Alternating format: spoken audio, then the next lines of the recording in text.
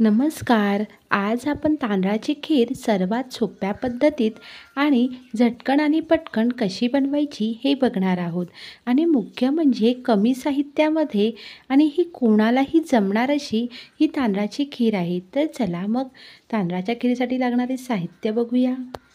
इथे मी 1 लिटर दूध घेतलेलं आहे. हे तांदूळ घेतलेले आहेत. मी जे घरात वापरतो ना तेच तांदूळ घेतलेले आहेत. तुम्ही गुलमोहर किंवा बासमती तांदूळ देखील घेऊ शकता. हे तांदूळ मी 10 मिनिटं आधी भिजत ठेवले होते. साखर घेतलेली आहे 1 वाटी. इथे मी काजू, चारोळी, बदाम आणि पिस्ता हे घेतलेलं आहे. तुम्ही तुमच्या आवडीनुसार सुकामेवा घेऊ शकता. वेलची जायफळची पूड घेतलेली आहे आणि 2 चमचे साजूक तूप घेतलेलं आहे. तर चला मग खीरीची रेसिपी बघूया.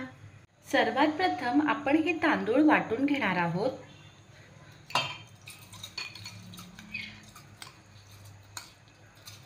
तांदूळ वाटताना आपल्याला हे जाडसरच वाटायचं आहे, जास्त बारीक करायचं नाही आहे.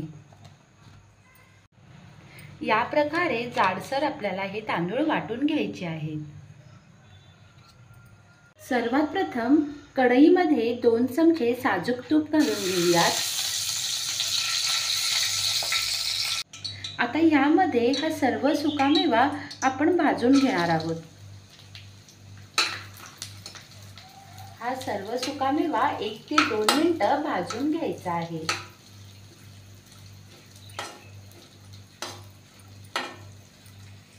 एक ते 2 मिनिटं झालेली आहेत. सुकामेवा हा भाजून झालेला आहे. आता यामध्ये आपण हे दूध ओतून घेऊयात.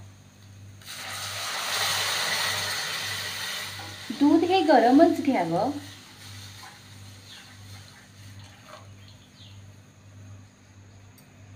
आता यामध्ये आपण हे तांदूळ जे वाटलेले आहेत ते ओतून घेणार आहोत. साखर, यामध्ये वेलची जायफळ पूड टाकून घेऊया. आता हे सतत आपल्याला मिक्स करत राहायचं आहे, नाहीतर ते कढईला चिकटू शकतं. म्हणून हे सतत आपल्याला मिक्स करत राहायचं आहे. उकळी आलेली आहे. 15 मिनिटे झालेली आहेत. तुम्ही बघू शकता खीर ही रवाळ अशी तयार सुद्धा झालेली आहे. खूप सुंदर अशी ही रवाळ अशी ही खीर तयार झालेली आहे. तुम्हाला जर याच्यापेक्षा जर घट्ट पाहिजे असेल तर तुम्ही अजून 5 मिनिटं ही खीर उकळवू शकता. पण जेव्हा खीर थंड होते तेव्हा ती अजून घट्ट होते.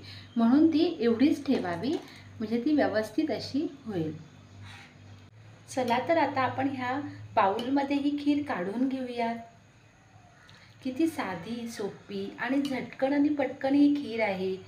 चवीलाही खूप अशी चविष्ट अशी ही खीर आहे. तुम्ही नक्की ही घरी ट्राय करा. तुमच्या घरच्या मंडळींना ही खीर नक्की आवडेल. तुम्हाला जर तांदळाच्या खीरीची जर रेसिपी आवडली असेल तर व्हिडिओला लाईक करा, शेअर करा आणि सबस्क्राईब करा.